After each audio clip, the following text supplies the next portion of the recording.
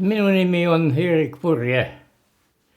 Olen sündinud Eesti Vabariigis, Tartumaal, Kavastu vallas, Kõnnu külas. Tänaseks on valla nime mitu korda muudetud, küla on kadunud ja maakaardilt kustutatud.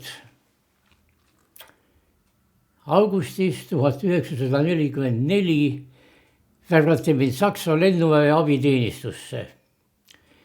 Aga mu tegelik sõjatee algas juba umbes 6 aega varem. Et ma kuulusin oma kaitsesse, siis saadeti mind Peipsi äärde, Kolkjasse, rannakaitsesse. Seal moodustati lahingkompanii noorematest meestest ja saadeti selle koosseisus rindele Emajõe Suursohu. Rinne lagunes paari päevaga. Ma kõndisin koju, et järgneda mobilisatsioonikutsulle. Tartus oli see juba olukord kaoseline, valitses lahingueelne ärevus. Ja koos mitme kaaslasega pääsesime hädavaevu viimasele Tallinna rongile. Ja sealt edasi värbamispunkti Pirita Kosel. Oma vanemaid ei näinud ma iial enam. Kodumaa taasnägemiseks kulus 49 aastat. Lahkudes olin 17, naastes 66. Et maa, kust ma lahkusin, polnud enam sama. Seda märkasin kohe. Aga palju visam juurduma ja märksam valusam tajuda oli tõdemus, et lahkuja ise polnud enam sama mees. Külastuse teoks 1993. aasta suvel, kui Eesti oli juba ligi 2 aastat uuesti iseseisvust nautinud. Enne teele asumist hakkas mind paindama küsimus, kellena ma õieti sinna lähen. Turistipilguga ma oma sünnimaad vaadelda ei suutnud. Omandiõiguse olin põgenedes loovutanud. Mõistsin, et saan minna ainult kui palverändur. Ma püüan oma palverändakult saadud elamusi kirjeldada nii lühidalt kui võimalik ja peatuda vaid haripunktidel. Aga et ma veetsin Eestis terve juunikuu, siis oli neidki tohutult palju. Mu niinimetatud peakorter oli Tallinnas, abikaasa sugulaste juures, kuid rohkem aega veetsin siiski õe Marta peres Alatskivil ja nende suvekodus Pusil. See on väike kõrvaline külakene Peipsi kaldal Kallastest 2 kilomeetrit lõunasse. See on minu õemehe lapsepõlve kodu. Koos õe ja õemehega sõitsime siis poolmesistunud paika, mis kunagi oli olnud minu koduküla. Käisime läbi mitmed pered, kus veel tuttavaid inimesi järel. Ja minu lapsepõlve maha jäetud kodutarre rollisime läbi võsa sisse. Ainsad mööbliesemed meie tühjas elutoas olid söögilaud ja isa tehtud raudne tool. Isa oli külasepp. Sellel toolil lasin end koos õega pildistada. Ja kunagise küla Kiigerplatsi ja Simmoni paiga otsisime ka naabrimetsast üles. Ja siis tagasi Alatskivile sõitsime juba mööda Peipsi rannikut, kuulsad Sibula teed pidi. Ja need vanad vene külad olid küll palju paremini säilinud ja tuttavad, kuigi pisut loitunud. Koosa raamatukogus korraldati mulle vastuvõtt. Raamatukogu juhataja oli mu kunagise klassivenna õde. Mitmed kooliõed ja vennad olid kohale ilmunud. aga hoopis rohkem kohtasin need siiski jaanipäeva ajal Alatskivi surnuaia pühal. Poleks vist kedagi ära tundnud, kui väike õde Malle poleks neid mulle kättpidi juurde tirinud. Ja veel enam tuttavaid nimesid lugesin hauakividelt. Oma vanemate hauaplatsi olin juba varem üksi kalmistul jalutades avastanud. Ma ei teadnud, kus seda otsida. Äkki seisin selle hauaplaadiga silmitsi ja siis täismees töinas nagu laps. Õde Malle oli Palamuse keskkooli õpetaja. Ta viis Oskar Lutsu muuseumi.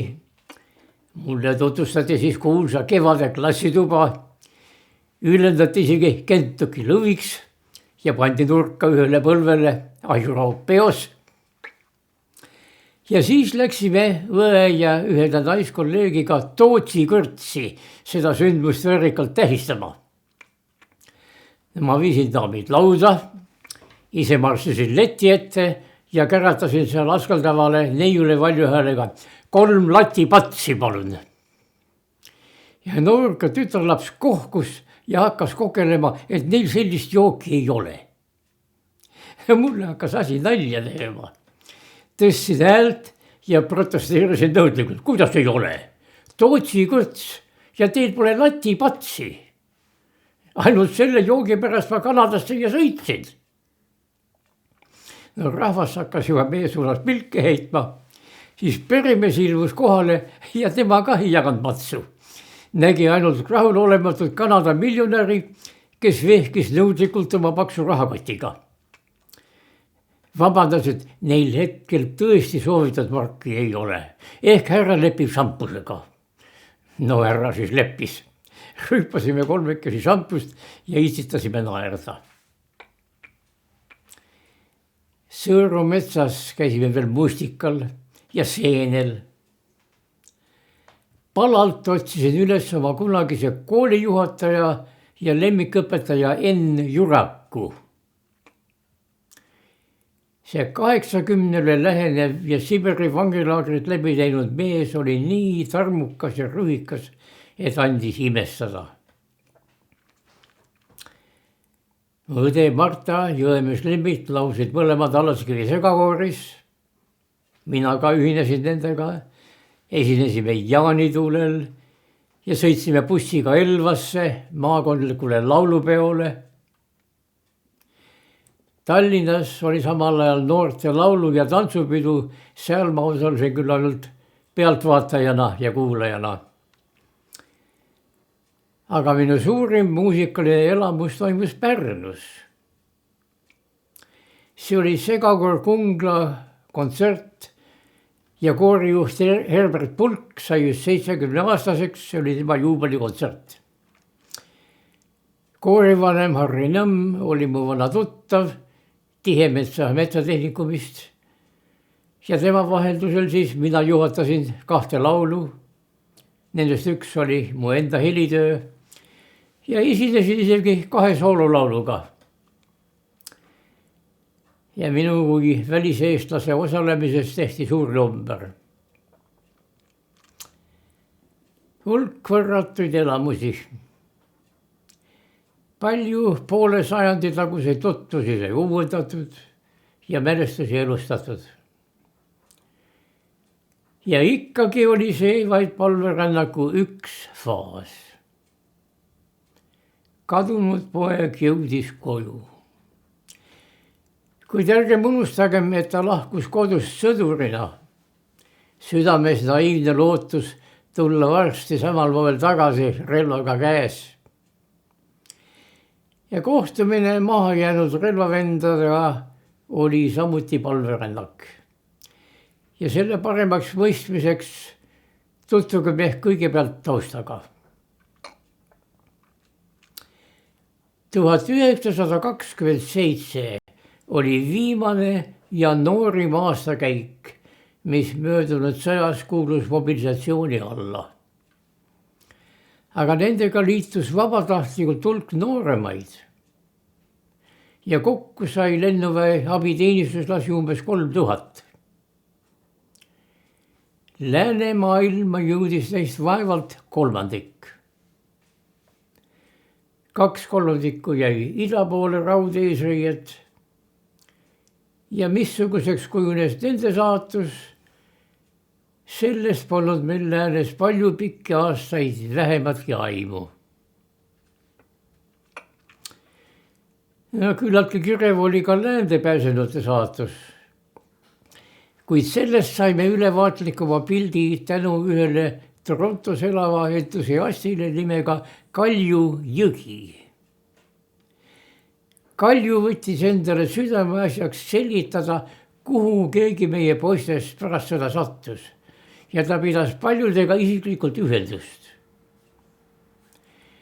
Tänu tema uurimistööle leidsime neist kaaluva osa üles. Umbes 300 jäi kadunuks.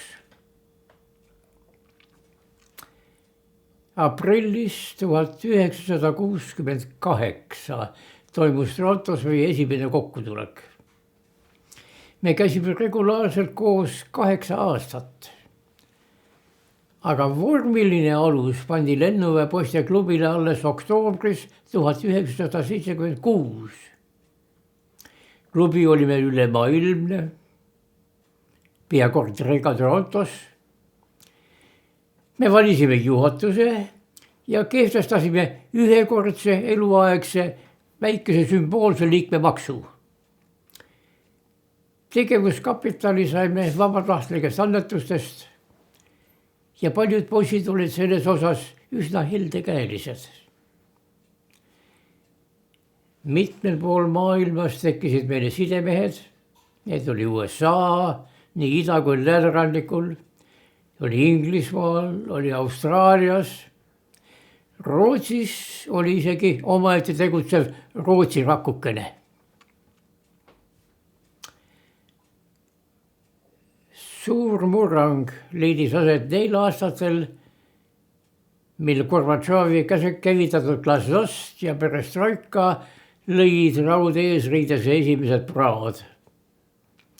Sellele muidugi järgnes kiire kärisemine ja lõplik lagunemine. Mina olin koos vanema sõjakaaslase Heldur Põdersooga koostamas lennuväepoiste teist välemusraamatut Igavesti noored. Kui Eestis muutus äkki olukord selliseks, et hakati välismaaga vabalt ja julgelt suhtlema. Ja meie raamatu avaldamine viibis, sest ootamatult saime Eesti-poolsetelt saatuskaaslastelt nii palju väärtuslikku lisamaterjali, et lõpptulemusega raamat trükitigi vabas Eestis aastal 1992. Eelmisel aastal ja umbes 6 aega enne taasiseseisvumist oli meie eeskujul Tallinnas asutatud Eesti lennuväepoiste klubi. Ja selle mõtte algataja ja esimene esimees Enn Vohli oli vahetult enne seda koos abikaasaga Torontot külastanud ja meie klubi koosviibimisel osalenud. Ja nüüd siis olid oma palverännaku teises faasis.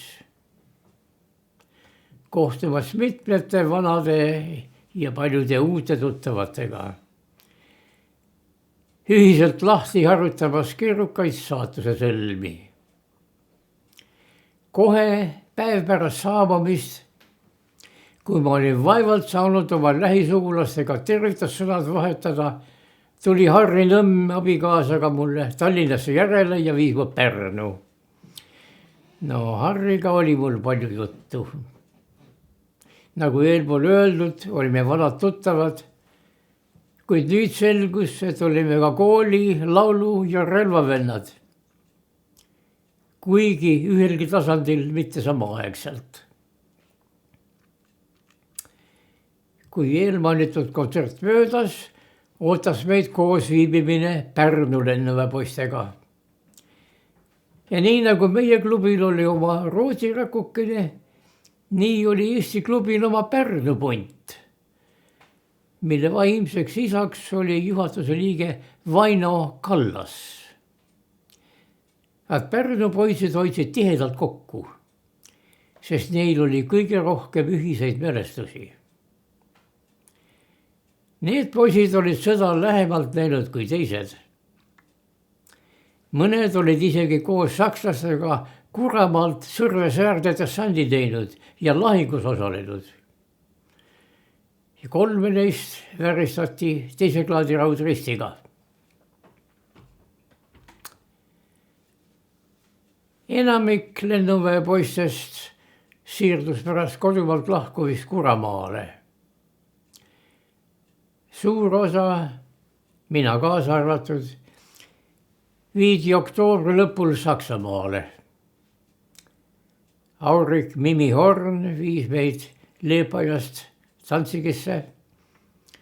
Sealt läksime rongiga edasi Sudeedimaale.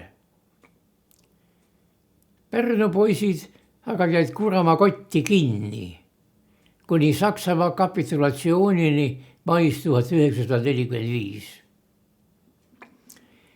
Üks osa neist pääses laevaga Saksamaale ja ühines meiega, kui olime juba vangi langenud ja olime Inglise okupatsiooniarmee hoole all. Selle gruppi toimetasid läände leitnant Ender Uiga ja noortejuht kapral Valter Suigussaar. Teised, nende hulgas ka Vaino Kallas, jäid Punaarmee küüsi ja maandusid Venemaa vangilaagrites. Nüüd aga 7 ettevõtlikul poisil õnnestus end sokutada laevale, mis toimetas nad neutraalsesse Rootsi. Nendest 6 anti järgmise aasta jaanuaris Rootsi võimude poolt venelastele välja. Üks nendest oli Saaremaa poiss Elmar Suurpere, kes esimesena ka pääses tagasi oma kodukülla ja teadaolevalt elas ta seal praegugi. Kohtumine Pärnu poistega toimus Audrus. Harri sõidutas mu sinna. Ülo Karula kodukeldrisse oli kogunenud tosina jagu kunagisi lapssõdureid uudistama läände pääsenud saatuskaaslast. Ülo ise oli juba jõudnud Floridas sugulasi külastada ja läänemaailmaga tutvuda. Meil tekkis päris elav vestlus sõjaaegsete seikluste teemal, õllest inspireeritud ja kaasatoodud Tšakumiga toetatud. Otto Taul tõstis mu ette võimsa püti oma püütud ja suitsutatud räimedega. See võttis silmad kirjuks ja pani suuvett jooksma. Kalle Siim, keda ma mäletasin Tallinna tuletõrjekoolist, kirjeldas, kuidas tema end Kuramaa kotist välja vingerdas ja tagasi Pärnusse saabus. Ja siis Vaino Kallasse akordioni saatel ürgasime sõduri laulu ja meeleolu oli kohe nagu punkris 2 lahingu vahel. Kodusaun oli kuumaks köetud, ka selle kvaliteet sai üle kontrollitud. Ja siis ootas meid pereproua maitsekalt ja rikkalikult kaetud lauaga. Uljad sõdurid pidid tõestama, et oskavad ka viisakalt laudlina pealt noa ja vahvliga süüa ja pereproole komplimenti öelda. Teine kokkutulek oli korraldatud Tallinnas mingi baari ruumides klubi presidendi Enn Vohli eestvedamisel. Aga see oli oma ilmelt tagasihoidlikum. Üldist keskustelu eriti ei tekkinudki. Moodustusid omadel laudkonnad, kes vestlesid isekeskes ja oli kohe märgata, et nende liikmeskonna omavaheline seos oli kuidagi lõtv. Minu peamistest vestluskaaslasest jäi meelde esmajoones kunagine rühmakaaslane Lembit Mölder, kes oli pärast vangilaagrist vabanemist Inglismaale välja rännanud ja sealt mõne aja pärast repatrieerunud, jättes oma pere Inglismaale. Teine tagasipöörduja oli Eesti veenlane Valentin Anissimov. Tema oli elanud Kanadas Sudbury's, aga meie varem tuttavad ei olnud. Väga huvitav oli kohata Jüri Freibergi, kes oli minu koostatud mälestusraamatule tõhusalt kaastööd saatnud. Ja see poiss sai küll lennuväepoisi mundrit kanda üpris lühikest aega, kuid tegi pärast läbi karmi elukooli vangerlaagris Kolomaal. Ja seda mitte sõjaväeteenistuse, vaid Rootsi põgenemise katse eest. Minuga koos Greifswaldis väljaõppel viibinud Harry Lipping oli üks neist 30 poisist, kes sealt koos sakslastega Berliini alla rindele saadeti ja vangi langenuna lõpuks Eestisse jõudis. Teine sellest grupist oli Rakvere poiss Olav Sillamaa, aga tema koos viibimisele ei ilmunud. Temaga kohtusime pärast hiljem lauluväljaku väravas. Kõige huvitavamaks kujunes aga päevane retk Saaremaale, mille organiseeris Vaino Kallas. Vaino töötas telefonivõrgus juhtival kohal. Ta maskeeris meie sõidu mingiks kontrollkäiguks. Ametiauto koos noorest insenerist autojuhiga oli meie käsutuses. Sõitsime Virtsuspraaviga Kuivastusse, sealt läbi Muhumaa Kuressaarde ja edasi Nasvale, kus meid ootas kunagine lennuväepoiss Albert Lipp. Ka selle mehe sõjateekond oli lühike, kuid pärastised karistused ja kannatused seda võimsamad. Tema ei hoolinud 44. aasta sügisel Saksamaale minekust, hüppas ära, tuli koju ja vahetas garderoobi ja sai niiviisi 1,5 aastat rahulikult elada. Aga siis hakkasid võimuta vastu huvi tundma. Ta veetis 2,5 kuud vanglas, kus ta igal öösel ometuks peksti. Kuni lõpuks leidus keegi, kes jäi uskuma, et temalt soovitud ülestunnistust ei saa, sest tal tõesti polnud midagi tunnistada. Tal otsiti püstolit, mida tal ei olnud. Ta lasti vabaks, kuid hoiatati, et igaks juhuks kadugu Saaremaalt. Ja seda ta tegigi. Kolis mitmeks aastaks Pärnu, kuni ajad muutusid rahulikumaks ja ta julges tagasi koju minna. Albert võttis meid lahkelt ja avasüli vastu, aga pihkis kohe kahetsevalt, et tal polnud Saaremaa õlut pakkuda. Vaata, ma olin sellest vägijoogist palju kuulnud, kuid mitte tilkagi keele pärale saanud. Ja Albert viisis meid naabrimehe perre, kellel pidi olema just laar valminud. No kui mulle kui kaugele külalisele esimesena kapp ulatati, siis esimene sõõm valmistas pettumuse. Jook ei tundunud üldse olevat kaevuveest kraadagi kangem. Ma rüüpasin päris lahtise suuga. Ei olnud saare rahva naerusuist ergutust vajagi. Aga natukese aja pärast märkasin imestunult, et mu kaaslaste kõnevõime ja tasakaal oli kuidagi häiritud.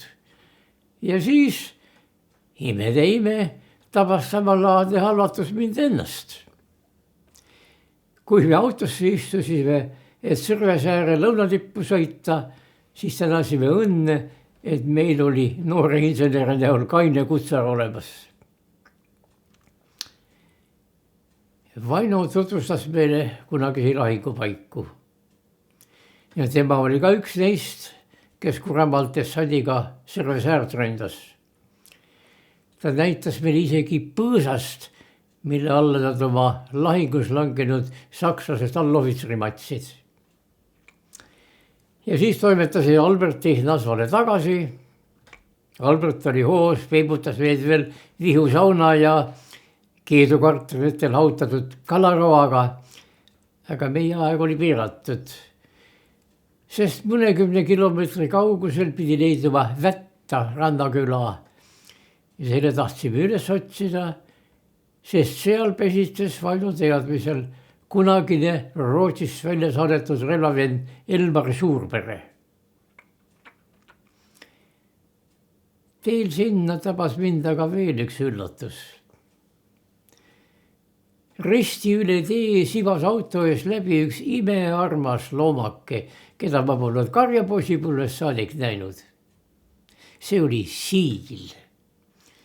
Küll tegi tuju heaks ja südame rõõmsaks. Küla leidsime üles ja seal valitses selline õhtuöelne rahu, nagu poleks maailmas kunagi ühtki sõda olnud. Keegi juhatas meid õige maja juurde. Astusime sisse, toas polnud ainsatki hingelist, raadio mängis vaikselt. Tulime õue tagasi ja siis ilmus kuskilt keegi selle pere inimestest võõraid uudistama. Öeldi, et Elmar magab, puhkab eilse jaaniõhtu väsimust. No kange õlu mõjub ikka saarlasele ka küllalt pruugid. Aeti siis see unine mees jalule ja seati sõja ja saatuskaaslastega silmitsi. Kui ta kuulis, et üks külalisest on Kanadast, lõi uudis mehe paugu pealt virgeks. Elmar oli silmnähtavalt heldinud. Ta silmitses ja embas mind ja aina kordas. Või sina tulid merede tagant mind vaatama? Ma olin sellest natukene kohmetanud. Aga nüüd, kus ma tean, kui tähtis temale kamraadlikkus ja lennuväepoiste klubisse kuulumine oli, olen minagi liigutatud. Ega meil Elmariga pikka juttu ei olnud. Me lahkusime varsti, sest me polnud ju varasemast ajast tuttavad. Meid ühendas ainult samalaadne saatuslugu või õieti erineva saatusloo samalaadne algus. Tugevaks on muutunud side meie vahel aastate möödudes, kui tajume, et moodustasime huvitava ja meenutusväärse rühmituse oma rahva käekäigus, kuigi olime vaid etturid ajaloomale laual. Meenutage veel juhtunut ja mängigem pimesiku oletustega, mis võinuks juhtuda. Rootsi valitsus andis venelaste välja 6 lennuväepoissi, kuid neid oli 7, nagu ma enne mainisin. 7 oli Edgar Kurgpõld, Saaremaa poiss nagu Elmargi, aga tema pääses, sest keegi vanem kaasmaalane tunnistanud tema onuks ja lubas poisi eest hoolitseda. Mõlemad asusid Rootsist ümber Kanadasse ja elasid Torontos. Ma tundsin isiklikult mõlemaid, onuks hakanud üsna hästi, Edgarit pealiskaudselt ja põgusalt. Tema lugu sai mulle tuttavaks ja teatavaks kaaslaste jutustuste kaudu alles siis, kui teda polnud enam elavate kirjas. Ta lahkus aegsasti ka Kanadast ja suri Californias 59 aasta vanuses. Siis, kui me nooremas eas temaga pargis koos võrkpalli tagusin, ei oli meil klubi ega midagi, klubi oli moodustamata. Mul on aga põhjust oletada, et Elmar Suurpere ja ta kaaslased said ebateadlikult minu ja mu kaaslaste päästeingliteks. Nende väljaandmine toimus vaid paar kuud enne meie vabanemist Seedelgemi fangilaagrist. See sündmus vapustas läänemaailma ja tekitas tohutu protestilaine. Vaba maailma avalik arvamus lõi kihama. Kui seda poleks juhtunud, siis on täiesti mõeldav, et meid poleks märtsis toodud rongiga tagasi Saksamaale, vaid toimetatud laevale ja sealt edasi Siberi. See mõte võib tunduda utoopilisena, kui ta on veenvalt ja loogiliselt põhjendatud.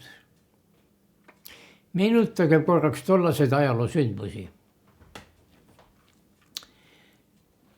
Vaino Kallas kirjeldab oma mälestuses, kui osava pettemanöövri ohvriks nad langesid sõja lõppedes Kuramaal. Vene ja Saksa sõdurid lävisid omavahel rahulikult ja sõbralikult. Iga Saksa sõdur pidi Vene ohvitseri tervitama, iga Vene sõdur Saksa ohvitseri. Õhtuti toimus ühine üleloendus. Ja kui siis kolonnis marsiti uude sihtkohta, ei üritanud keegi põgeneda. Mindi arusaamises, et oli vabastamine. Selle asemel ootas need mitmekordne okastraat, hambuni relvastatud valvurid ja verekoorad. Inglased, venelaste tollased liitlased kasutasid täpselt sama taktikat. Kui meid Saksamaalt Ukle laagrist Belgiasse Sedelgemi toimetati, siis selges arusaamises, et läheme Inglise abiteenistusse. Me olime ikka veel sõdurid ja täis õndsat lootust peatselt vabastajatena Eestisse tagasi jõuda. No meid ei tervitatud küll verekoertega ja meid koheldi ka palju inimlikumalt, kuid strateegiline petuskeem oli sama. Ja ka küsigem nüüd, miks meid üldse Saksamaalt Belgiasse viidi? Kas mitte sellepärast, et Sedelgem paiknes Ostende sadama vahetus läheduses.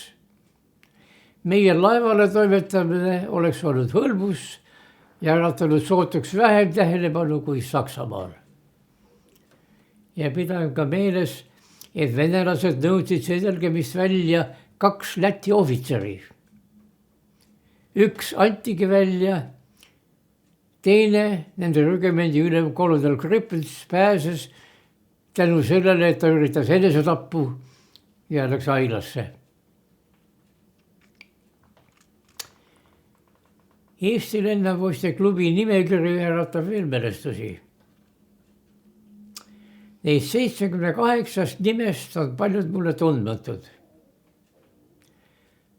Aga 2 nime meenutavad päevi, mil enne sõja lõppu marsisime Berliini suunas otse Punaarmee haardesse. Need olid Uno Tuur ja Harry Altleis, Viljandi poisid.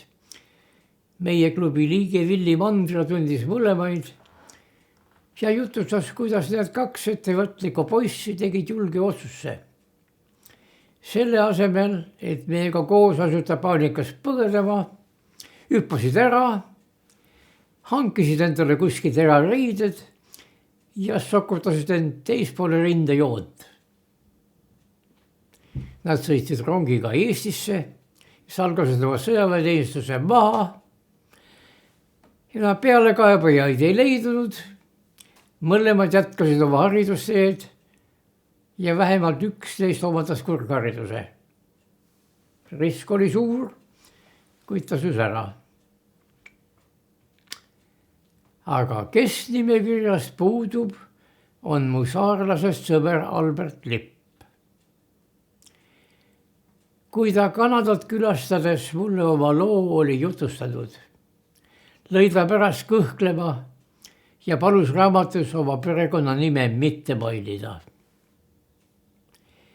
Tema soovil jäigi ta kogu teoses ainult Albertiks. 2,5-kuune töötlemine oli muserdanud ka mehe psüühikat. Küllap ta samal põhjusel ka end klubi liikmeskonda kanda ei lastud. meenub, kuidas ta meelekibedusest varjutatud ilmel lausus: mina olen lihtne mees, mina ei kipu ajalukku. Andesta sõber, kuid minu arvates kuulud sa just sinna. Jutt läks pikaks. 2 palverändakut ja lisaks kõrvalpõige oletuste maailma. Lubatagu mul lõpetada paari tõdemusliku lausega enda ja oma käputäie järele jäänud kaaslaste nimel. Teine maailmasõda kiskus meid noorelt halastamatu vaenutuule keerisesse. See torm rüüstas meie rahvuslikku taimeaeda üsna põhjalikult. Hulk noori puid murti maha. Paljud said nii rängalt räsida, et jäid kiduraks ja kängu. Osa aga surus juured kodusõbrasse ja tõukas ladva trotslikult taeva poole. Poisi meheks saamise protsessis on nooruki vaheaste, mille sõda meilt varastas. Oma läbielamuste hinnaga ostsime endale õiguse jääda poisteks, trotsides kirikukirju ja reumatohtreid.